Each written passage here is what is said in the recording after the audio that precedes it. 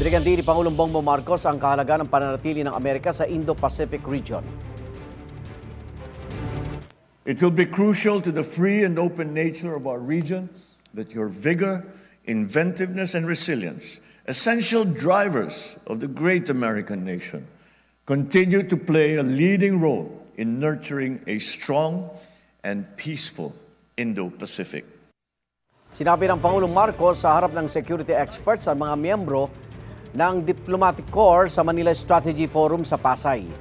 Aniya, ang pinakamatinding banta sa kapayapaan at seguridad ng Pilipinas ay nasa Indo-Pacific region dahil sa patuloy na panghara sa mga barko ng China sa mga barko ng Pilipinas. Dagdag pa ng Pangulo, hindi dapat maisantabi ang karapatan at sovereignty ng Pilipinas sa pagkipagrelasyon nito sa ibang bansa.